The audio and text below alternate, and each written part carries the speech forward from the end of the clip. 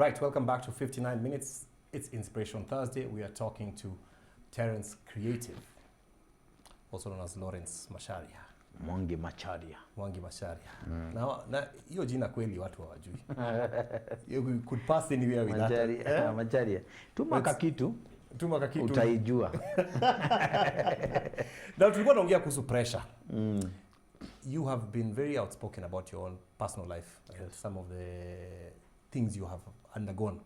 Mbona ulifeel I need to speak out na kuambia watu ulikuwa umepata pressure saa zingine za gambling, pressure za vitu zingine? Why have you felt a need to come out? You know, I realize the industry kuna mahali unaweza fika kama msanii uchanganikiwe because do uanza kukuja, unaweza pata do leo, uko na gig kesho. So hiyo do umepiga gig leo, umepata do. Unajua si kuna client bado amenibook for next week. Si bado nitapata do. Itakuwa sawa. Itakuwa sawa. Nitatesa. Una count your chicken. So unakula hii do. Una get. Ile nyingine inakuja unaikula pia, unaanza kupata pressure ya. Unajua pia kuna influence. Kuna influence. Watu wanakuambia ni aje, kuna base uenda, kuna mali unaweza tengeneza do mob, unaanza story ya magambling, unaanza story ya miadarati, unaanza kupiga ili tulikuwa tunaitaga hare, unaanza kupiga sherehe. Una get? Unaambia mwili pole. Unaambia mwili pole sababu unajua si sahi ni time yangu, si mimi nang'ara, si mimi ndio kusema. Na siwezi lalisha ati weekend yezi lala kasi sijapata gig, sija MC mahali. So when that time comes, hiyo do inakuja unasahau. Kumbe wewe uone mbele. Kumbe hapa mbele kuna kuaga na corona fulani itakuja ikupige stopper for 7 months. Una get? Bila gig, bila nini mahali popote pale. Mpaka app za kukopesha mtu zimefungwa au una do mahali popote. So hiyo ndio kitu watuoni mbele. So my reason for speaking out because I wouldn't want to pinpoint people that I've worked with and they have been my colleague who suffered in the same thing. But I will say one thing to people in the entertainment industry. Let's learn to speak out. Because kuna watu wana suffer in silent. Maybe kuna addiction fulani huwezi ambia mse. Na pia siwezi kujudge sababu uongei. Because pia unaweza enda kuongelesha mse na pia kujudge vibaya.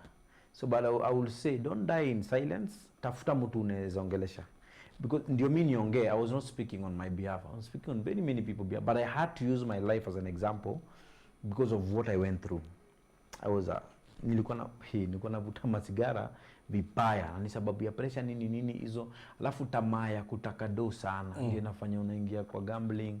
You are not, you know, wanasema kuna responsible gambling and betting. What was your rock bottom moment and ukasema hii sasa you know change?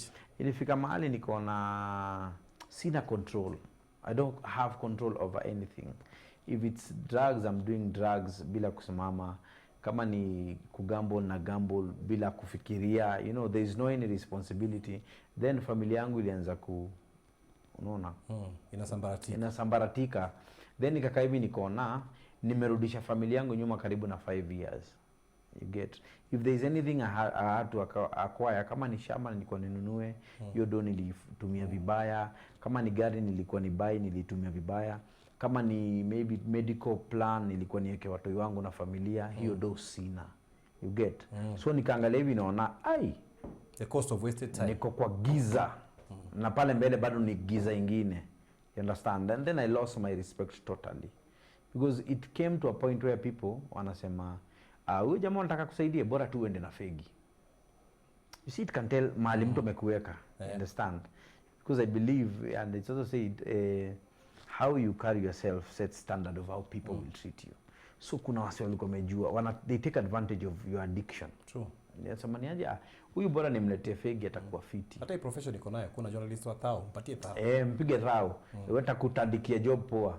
Hata UMC unaitisha 150, kuna mtu anaitisha 10k na anakuja na band na DJ na choir na sound. So nikasema wacha niongee.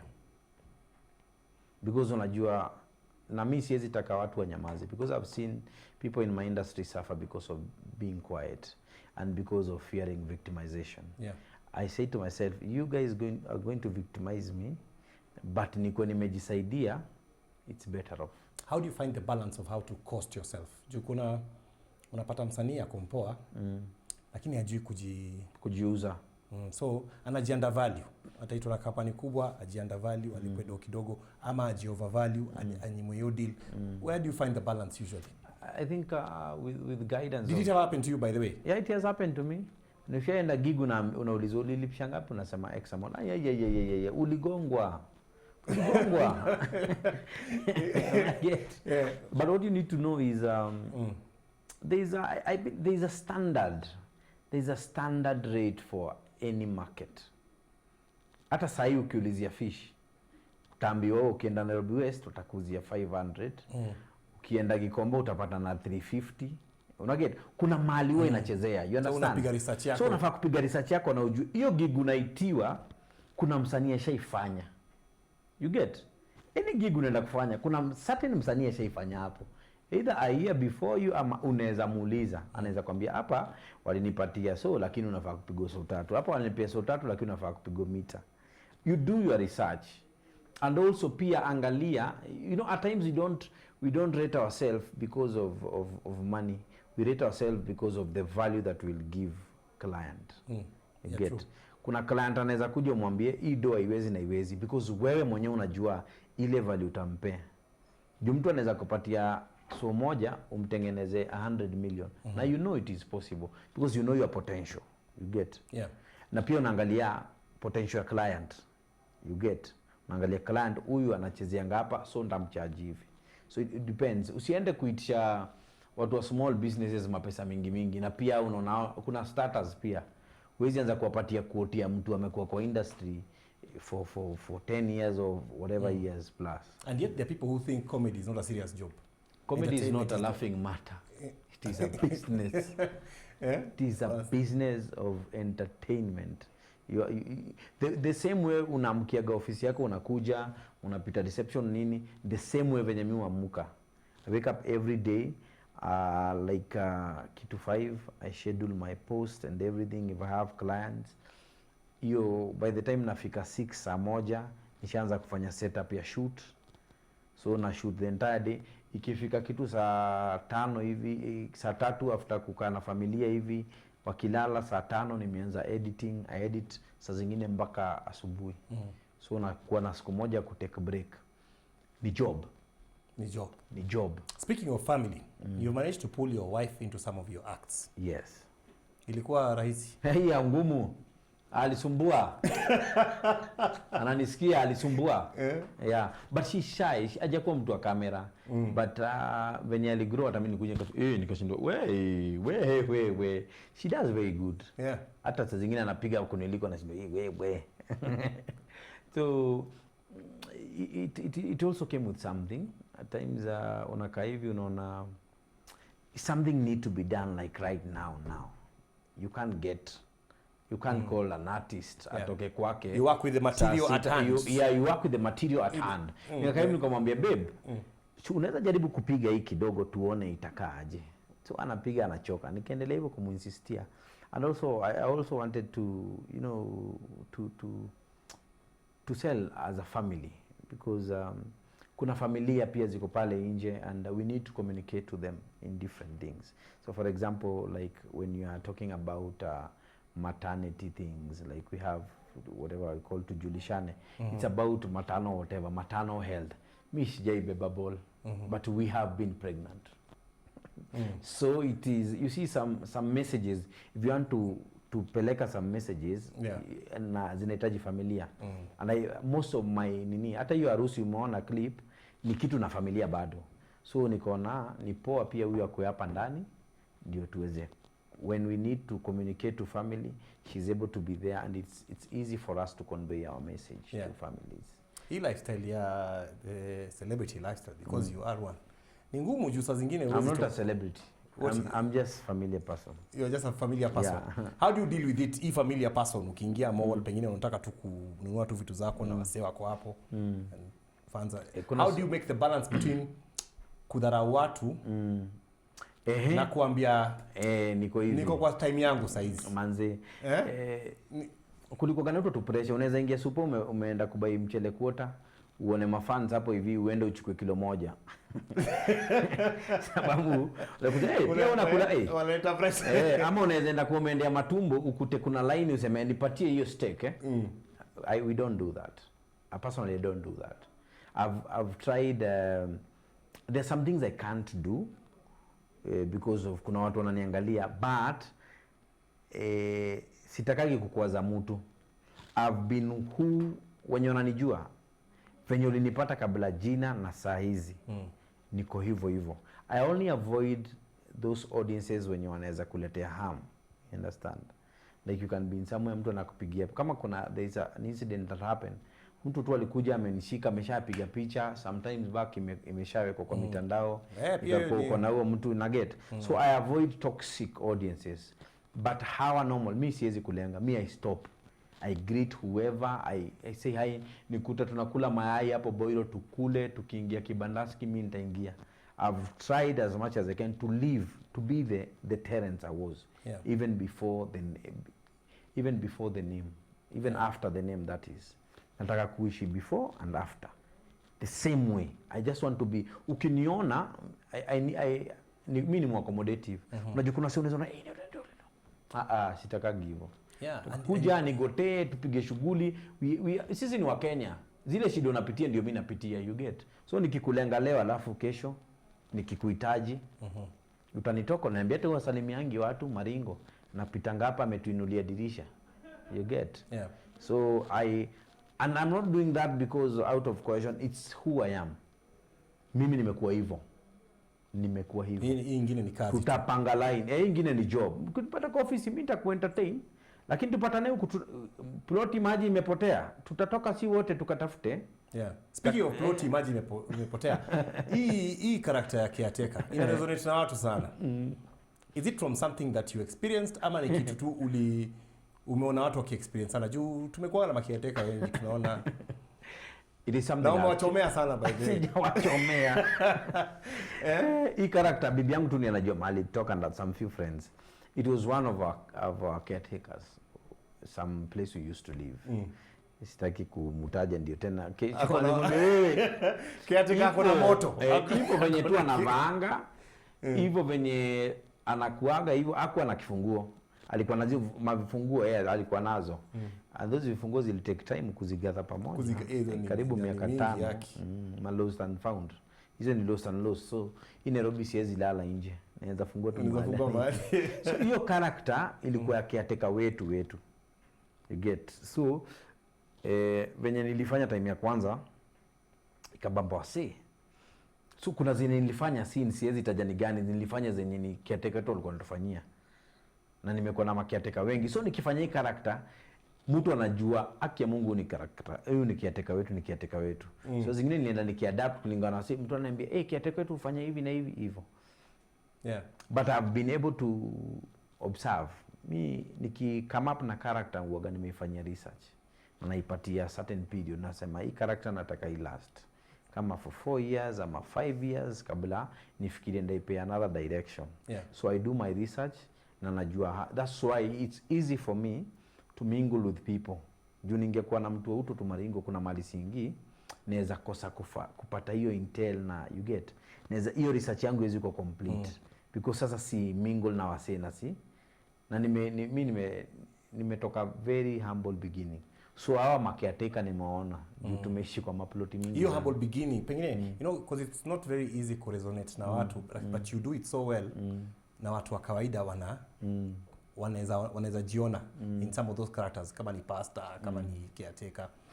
Your background, especially because you grew up, does it have a lot to do with that? The children's home, the way you went through. How do you think your background has influenced your I think it has really because in my life I met these people. Sijazaliwa kwa mababi. Unajua kwa mababi kuna kuwa na property managers. Huku kwingine ni Caretaker. Nannies. And nannies. House managers. Sawa. Huku kwa Caretaker ndio mimi nimelelewa. And I've grown up in a children's home. Nimesoma vitu mob sana. And even having grown up in a slum. Hapa Mlango Kubwa, mimi nimelelewa hapa Mlango Kubwa kabla niende MCF.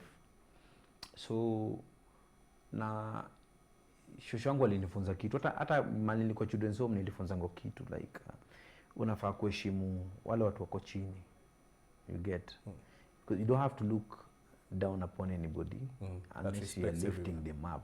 You get, that's what they say, unless you unamuinua juu, understand, or unless you are admiring their shoe or something. So sijalelewa kudharau mtu wako chini, because mimi nimekuwa hiyo chini na bado sijafika, bado mali niko bado sijafika, nasonga, but nimekuwa hiyo chini and I know how it feels. So I'll feel bad nikionesha huyu mtu madharau, na mimi kuna siku tu nilikuwa hapo mali yako, you get, na wakati nilikuwa hapo kuna watu walinidharau, hawakujua nitakuwa wapi, hawajui kesho yangu.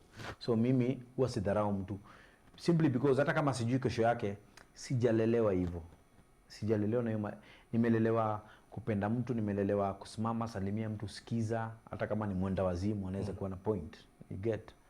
So hivyo ndio nimelelewa. Yeah.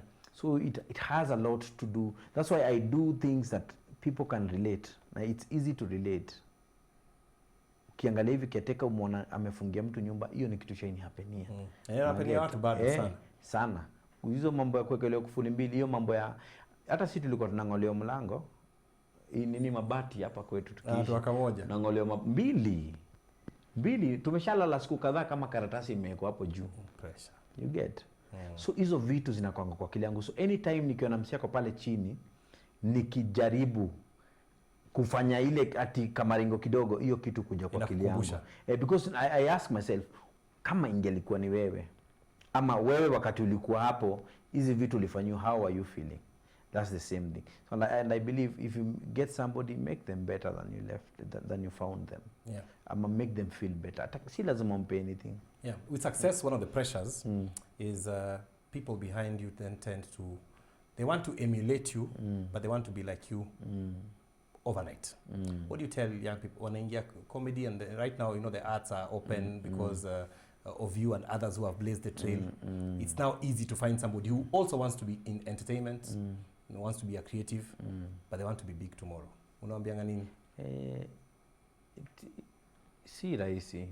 Hata kama utaingia uipate kwa urahisi. Shida si kupata. Shida ni kumaintain. You get. For us, we thank God for people who went before us, akina Mama Kai, Ujwang, Julianza huko. Whatever we are doing right now, ni venye tunaifanya na digital platform. Akina Chachi ndio wakakuja wakafungwa hii industry, wakaanza mambo ya wakaanza sasa mambo ya digital, hii social media imeanza na digital. First of all, ukitaka kuingia kwa hii space, jua ni nini unataka. Lazima ukuwe na plan. Hautaamuka leo useme kesho nataka kukua hapa, kesho nataka kupata huyu client nimfanyie job, because a lot of people DM wananiambia ni aje, anataka pia mimi kuwa influencer, ukisikia client niite. Una get? But siko baya, ukienda kuangalia previous work yake bado haija grow. Everybody that is doing whatever they are doing, there is hard work in everything that all these influencers are doing. Ikuwe ni kupiga picha, ikuwe ni manguo na badilishanga, hawa wasi work hard kuget hizo vitu. So respect the process.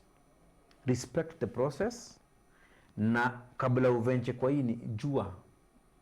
Before you embark on a journey, you have to know where you are going. You don't just wake up and say nataka kuingia social media. You understand? Kuna sacrifice ambayo inakuja nayo. Yeah. Is there still space? Because unajua kuna watu pia akiingia anataka kuwa kama wewe, atabehave kama Terence, afanye makiateka. Wants to copy and paste. Wako wengi, but they can only be one. They can only be one Connect, they can only be one Terence. So it's good you can borrow something from someone, because probably in the world we are living, ile kitu nimefanya labda kuna mtu mwingine alifanya. There's nothing new under the sun. There's nothing new under the sun, but what you can do, try to come up with your own originality. Once you become authentic, people will follow you. But ukionyesha na mzima wewe unakopi mtu fulani, it will be a turn off to people. You get. So you do your research, ndio uje nataka kuingia Instagram, nataka kuingia TikTok, nataka kuingia YouTube, inafanyango aje na ni nini nitafanya, and what is my long term plan. Jumi kama mimi nakuwa nimejipangia kama 10 years. Najua hii mwaka nataka kufanya hii mwaka nyingine nitafanya hivi. I have a life map that nimechora, na mbia Mungu, this is where I want to be. Yeah. In terms of everything that I have right now, in terms of what you know right now. Before we go, let me ask. Yes. Was there any point in this journey that you ever felt like quitting? A lot of many times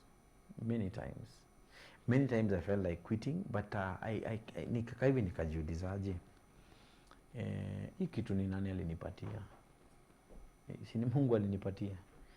Na si accident. It is not accident that you are where you are. Uko hapa, haikuagi. Hakunanga msiba ya kujipata mali huko.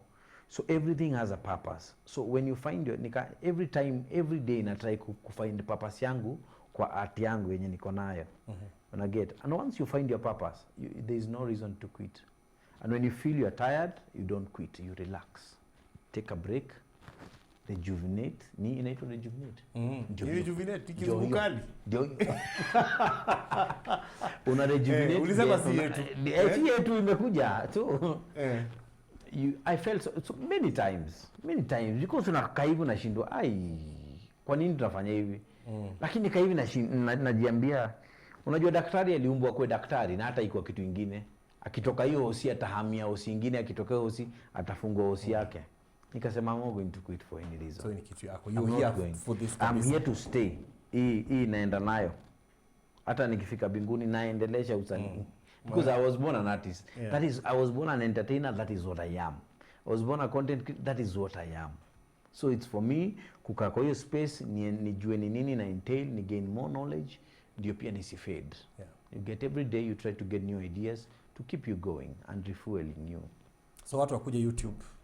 Watu wakuje pale YouTube, waende kwa Milly Chebi. Bibi yangu hapo anapika nini tunakuaga hapo tunafanya. Na mnapika tunafanya segment na maconvo corner na raising Mila. Mimi wanipate hapo kwa Instagram @Terence Creative na Facebook Terence Creative. Na TikTok Terence Creative, niko na YouTube Terence Creative. TikTok iko. Tutafanya nini? Tunaingia kwa si ni platform imekuja, tunaingia mahali tunaingia. Ni kama si darasa pia subjects zilikuwaga 7. Mathematics, biology, so tunafanya zote. Sawa. Thank you so much. I appreciate. Thank you so much. Terence Creative anasema jina ya ukweli, tuma M-Pesa. Ndio, tujuliani hapo. That's 59 minutes for today. Stay tuned for Lea coming up with Rosu. Have a good day.